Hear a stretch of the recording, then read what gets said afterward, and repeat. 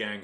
I hope you're well this week. Yeah, I mean, this topic comes up a lot in the work that I do. Uh, Actually, before I start, apologize for this whole pinkness number.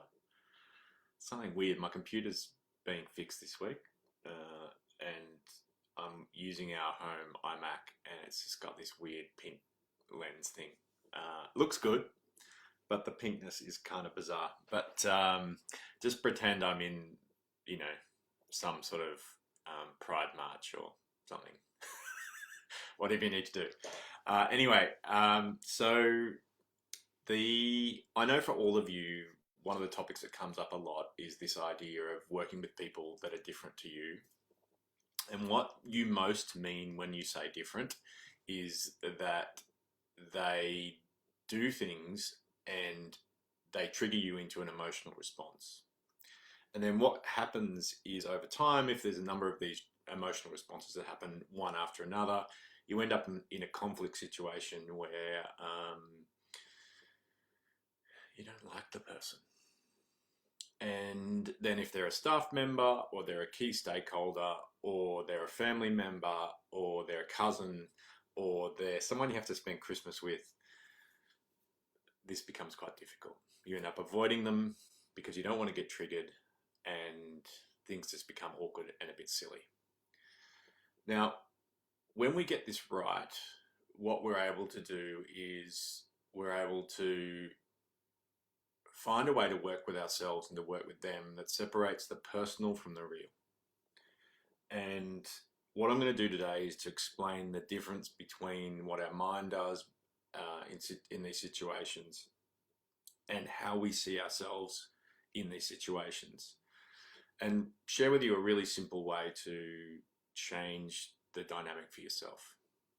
If you can do this, it shouldn't matter who you interact with, who you are with, because it really doesn't affect you.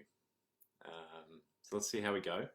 I would love you, by the way, if this is something that you've had trouble with before, leave me a message, respond to my email, whatever it is, and just let me know, what's your particular challenge and how did this idea of thinking about it help you address the situation? And I'd love to continue the conversation in the comments or via email, whatever.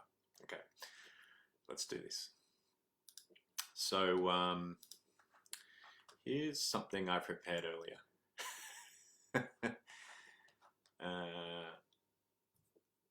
Oh, wow. Oh, look, someone's just prepared a framework to teach. Wow, for me. How good is that? Oh, thank you to them. So again, like I talked about, we want to be in flow and be calm in these situations. And what we want to avoid is to personalize. I'm going to talk this week about how to manage yourself. And next week, I'm going to talk about setting boundaries. Because it doesn't matter how much you manage yourself. Sometimes these behaviors, you need to set a boundary around. All right. So there's two parts to this. So look out for next week as well. So the most important thing to recognize is this, that when we get in these loops with difficult people, it's an interplay between your and their identity and your and their behavior. Now, the most important thing to understand is that the identity piece, because that's actually the deeper process that's going on, right? So let's choose an example where, someone in meetings says they keep big noting themselves, right? They keep talking about what they've done and where and how much they've achieved, and they keep redirecting every one of the conversations, which is about the customer, back onto them. All right, drives you nuts. You can't stand it. Okay, every time you're in a meeting with them, it escalates your level of frustration, anger, emotion, fear, whatever the response is, up to here. So there's two processes going on here. The first one is that for you, you have a sense of yourself as a separate person to them. Okay, which is perfectly normal. That's how what we're taught That's what we understand ourselves to be. And what we do in our minds when that behavior triggers us is we start to then um, make it about their identity. So we say, I'm about the customer, they're just about themselves. And in around making that separation between you and them and creating that distinct separation in identity, and we draw a real line there in that moment when that behavior triggers us, what that then does is drive because we are resisting the person and we're resisting the difference, it drives a whole lot of stories in our mind to personalize and justify that difference in identity. The fact that they're different to us. Things like, well, I bet you they had like a father or a mother. I don't even know, you know what I mean, right? That did this to them, and that's why they're so insecure. They need to talk about themselves all the time. The unlimited number of stories that we use to make ourselves feel okay and justify the fact that we've telling them there's someone separate from us that's not us. So what I am suggesting is that I want you to be aware of that process for yourself. And then understand that actually once that identity shift's happened, it doesn't matter what they do and say. And in fact, it's because underneath you've created this separation of they're like this and I'm like this, that it doesn't matter what you do and say. So you could speak as pleasantly as you try, and you try every single thing, around all the communication skills that I would teach you. And,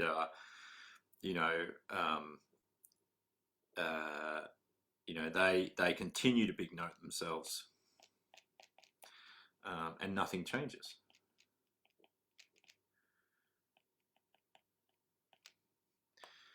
So I've kind of explained the problem. What do you do about it? So the thing is, in the moment, we need to be aware, not closed up. Okay. So what do I mean by that? I mean that in that situation, rather than go to your mind, and your mind will tell you about everything that's different about them and everything that's separate, put your attention on your heart and a little bit how you feel. Because whether you like it or not, the fact that you place them into a separate identity to you is actually more about you, for some reason, not accepting that person, not accepting that situation for what it is. And in being closed up and not accepting, we then feel the need to personalize and justify and create all this stuff that makes us feel all right. Makes us feel all right. It doesn't matter about them. It makes us feel okay and justified in our decision. What also helps is, obviously talking about it to others. But here's the thing. Do not talk about it to people that are going to enable you to be the victim. Right? So if you talked about it with others and they say, oh yeah, that guy or that girl, that I agree, they do that all the time, then all that's going to do is reinforce your stories. It's going to reinforce your sense of separation and that distinction between you and the other person. It's not going to help. So choose people that are going to tell you the truth. Choose people who are going to be objective with you. And then the third thing is to look at them, look at the person for who they are.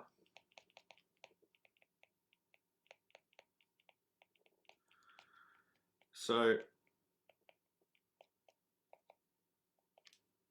we all get triggered down at this what level.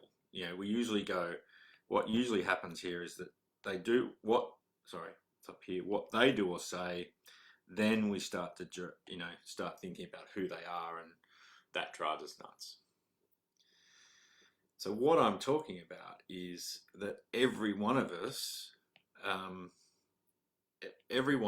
is imperfect at the level that I'm talking about. We're all inside perfect human beings, aren't we? And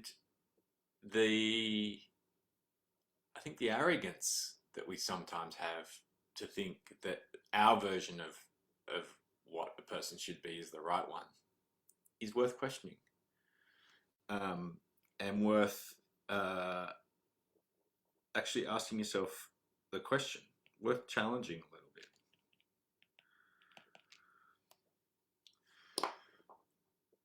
How's that landing with you?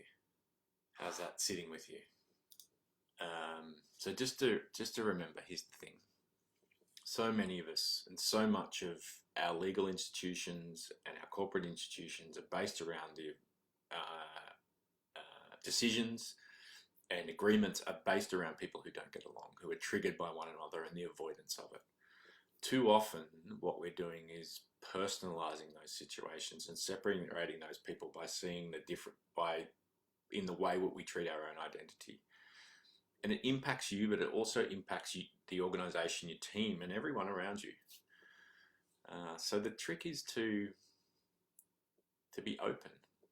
The trick is to be aware of yourself and your own reaction, and to recognize that you're separating them, and to challenge that a little bit, to challenge the stories that you come up with. And then as you go on this own process of yourself, of realizing that your own reaction, your own identity, the second thing is to set boundaries, which I'll talk about next week. And this combination of depersonalizing and setting boundaries is going to help you really effectively work with difficult people around you. Have a wonderful week.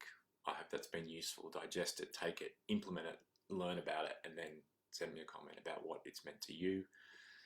Enjoy. Take care. See you next time on The Reason and the Road.